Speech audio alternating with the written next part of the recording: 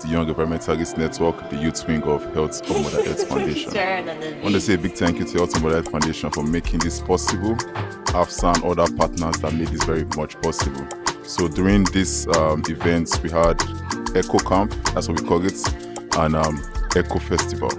So the Eco Camp and Eco Festival comprised of a workshop, target Agroecology workshop that was titled or themed "My Food is African," and that was the theme for the camp.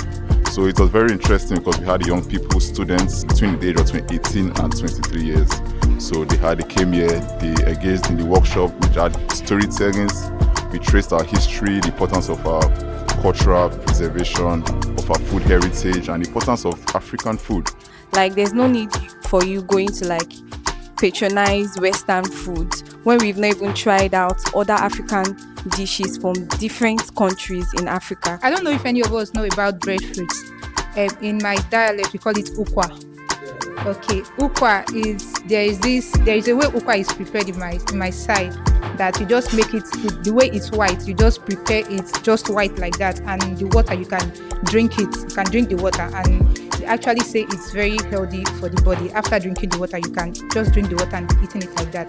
The ukwa is tasteless, doesn't have any taste, but they said it's medicinal. It's very good for the body. And some days back, the thing about this ukwa is that it can even be made into, you can roast it and also eat it like that, and they also say it's also very medicinal, it's also very good. And some days back I was saying, I know that those times when we are traveling, you are going anywhere, you can see it along the road, you can see people hawking it and selling it. But now I don't know if there is anybody that even venture into processing this ukwa or even making it so for us to eat. Those things are out of there, so they've been replaced with this other, maybe chin and other things. It contains stories of practice, culture, health, and science as it celebrates our food cultures. It also warns us of the dangers of chemical as well as ill-conceived approaches. They are not just promoting agroecology, but they are saying that if we promote agroecology, it's not actually enough, but we have to let people know that we have enough food, that our traditional food are enough for us to eat. We don't need to go to outside the country to get our own food to eat. We have a problem. Africa now has an increasing prevalence of obesity, cardiovascular problems, respiratory diseases, cancer, and diabetes. And we told stories, we had fun memories. People were able to link, things that happened to the past and the significance. So it was very good for us to use that to take a trip down memory lane and appreciate our roots and know where we want to go.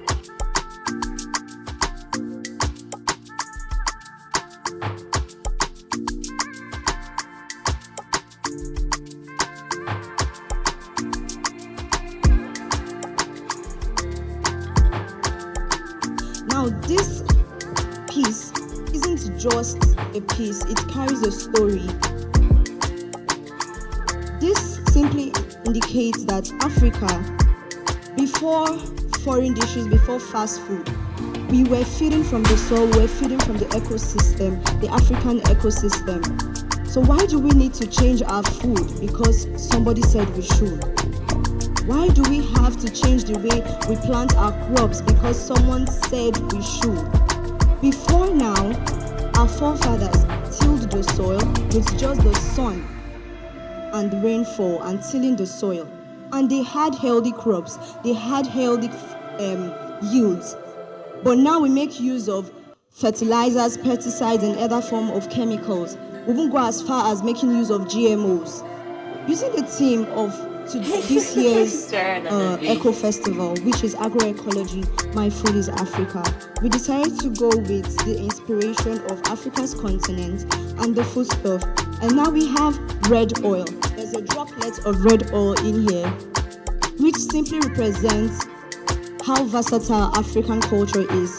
We all know that the palm tree where we get palm oil is very, very resourceful. We can use it to create a variety of things: soup, cream, soap, and even oil that initially our colonizers made use of palm oil for their ships. So we all know that we are very resourceful, so are our food and our resources.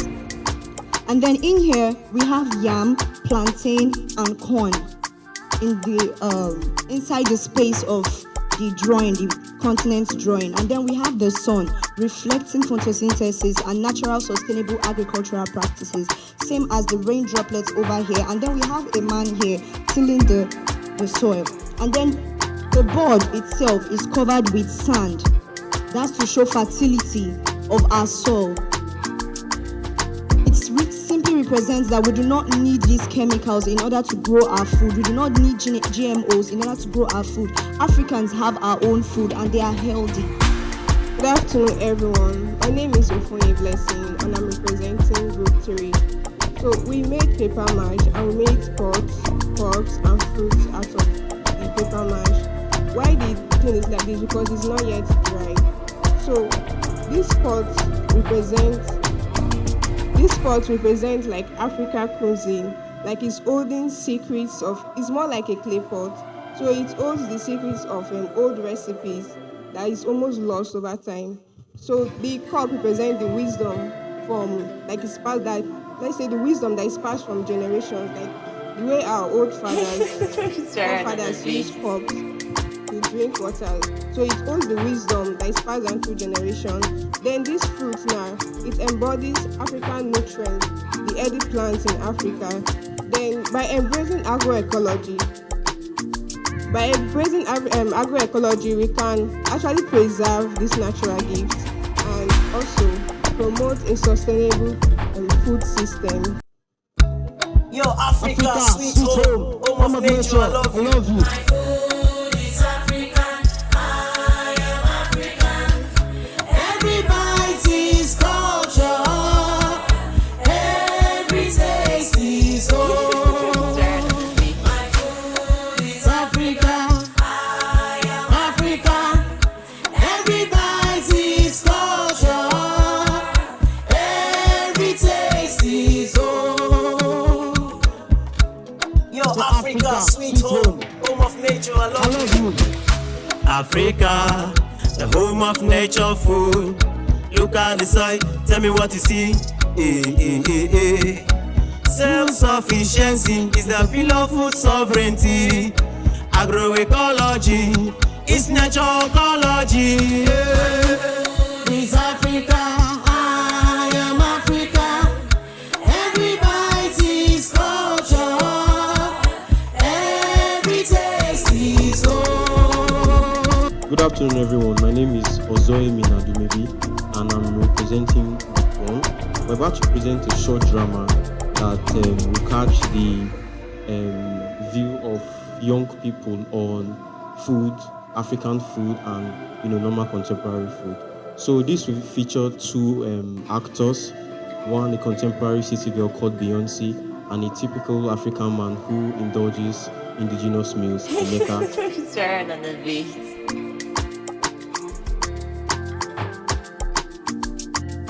Okay, now from this scene one, we have seen Beyonce and Emeka engage in a conversation and a debate over which food they think works best for them.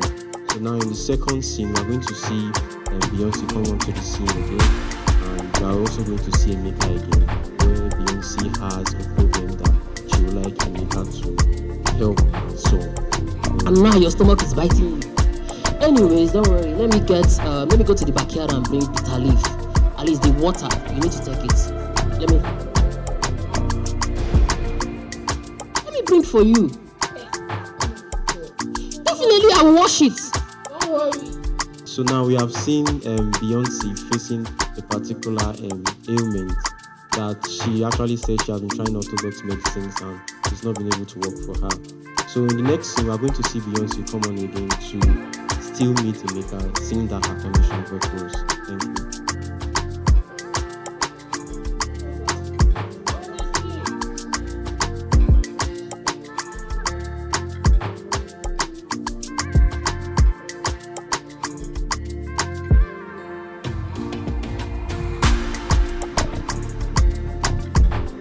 I did not give you this thing to smell. Drink this thing if you want to get better. It's poison. Beyonce, take this thing if you want to get better. Just close your eyes and drink it. Anyway, I wanted to eat, but no need to call you now because this one is fufu and you don't want to eat pita again. Now you want to eat.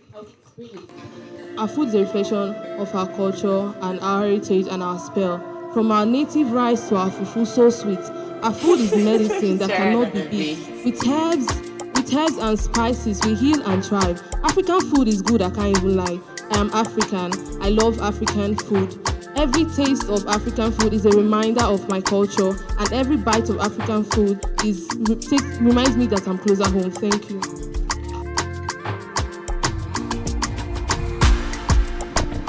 My name is Obiebio Genemaro, and I'm the team lead for Group 1, and this is our model from Group 1. So firstly, our outfit is a crop top and a skirt, and we know that it's trending in contemporary times. Crop top and skirt is trending. And this year, we are focusing on agroecology. So we found Group 1, we found a way to infuse fashion into agroecology. We call this agro fashion. So you can see that we have flowers on our dress. And you know, in contemporary times, to design clothes, tailors usually use designer stones. We decided to use beans. Beans is what we locally grow. Like. Good afternoon, everyone. My name is Christiana Ohaware, and I am representing Group 2. My outfit today is not just a fusion of fabrics. It's not just a fusion of leaves. It's not just a fusion of cowries. But my outfit today carries deep meanings than we can think of. So today I am not just wearing a piece of leaf. I know some of you might laugh because you feel like, why should you be dressing like this? That means you are ashamed to be African. But because this is really the African way of dressing. Yes, we can say the dressing has changed over time, but this is really the African dressing. So if you're seeing me dressed like this and you're feeling cringe, that means your ancestors should be ashamed of you. So today I am not just carrying my culture, I am not just carrying the food, I am carrying Africans' heritage, I am carrying Africans' pride, and I am wearing Africans' nature. Thank you. If you look at this design, it's obvious that all the fabrics are different, and that is very, very similar to our traditional African culture that says sustainability is very key. And with our theme for this year's Eco Camp, in our traditional African food practices, our parents encourages us that waste is not allowed. They don't encourage food wastage. And that is why every little piece of fabric is very important. And they are meshed together to bring out this beautifully handmade piece. Today we are proud to present a piece that began with a simple tailor's scrap, transformed into a work of art. Our team set out to show that creativity can give new life to what many would throw away. Every stitch carried a bit of culture. Every thread held intention. By combining agroecology with fashion, we recycled fabric, protected the environment, and added elements of nature. So that's basically what the workshop was about: understanding agroecology, the importance of protecting African food systems, the fight against GMOs, and just making sure that we preserve the stories and the culture related to it. So hello guys, this is Group 2 from the Eco Camp 2025 hosted by TN. Thank you to my colleagues, my team members. They made it easy for me to be the group lead. I mean, there was no misunderstanding. Everybody was bringing out their own opinions, and I appreciate that a lot because they were all very meaningful opinions, and even the ones that we scrapped out, they didn't do it in an insultive way. So I really want to say a big thank you to my team members, and I want to say thank you to HOMEF and TN for hosting this and giving us the privilege to be here today. And thank you once again to my team members because they did a great job. Before we came on stage, it was looking more like, oh, what are you wearing?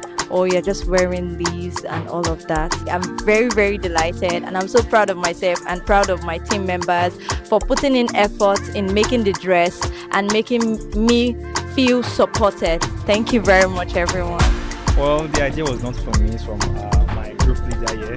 She actually used, we went online to search some things we can put in, and she came up with a very beautiful image we can use. And we put heads together from my group leader, our constructive criticism, Other members, we all worked together and tried to make that artwork perfect, and it came out great. So I would say thank you to Tien for giving me this set of wonderful persons. I actually have the best group anyone can wish for. So thank you all. Okay, we just wanted to create something different. So actually, when I brought out the leaf, some groups started laughing. So I became discouraged. I don't even know what to do. But at a point, I kept on pushing. And all thanks to my team members, they all tried. There was no misunderstanding. Everybody contributed. Thanks to Homef and all TN members. An amazing opportunity to gather young environmentalists like this. This is actually my first time. And just my few minutes with them, I have been able to learn and also unlearn how youths are the minds of the change we preach. That we can start from the grassroots, and the only way to access the grassroots is through the youths. Prince Wewale, the membership and welfare lead of Young Environmentalist Network, Uniport chapter, Port Harcourt. Nice being here in Benin City. Thank you, Homef. Thank you, Tien. It has been an experience, a wonderful experience. I got a lot, I learned a lot. It was connective, it was creative, much more experience. Yeah, so I've got so much that I'll go home and tell about it, then to the entire world. Thank you so much. So yeah, today was the festival, the height of everything. There was the celebration, foods everywhere. The activities during the camp were presented. Fashion, we saw the relationship between fashion and agriculture, because we all know that textiles, of course, is a produce from agriculture. So we also saw that it's important that we can keep on reusing it. Over the things that we think that scraps are not useful, we can see that still very useful and very good. So that was very good for the festival. People told their stories through drama, through music, and also through spoken words as well. So it was very, very engaging. The workshop was good, the camp was good, the festival was good, and we're appreciative to Homef and everybody, the team members and everybody that participated.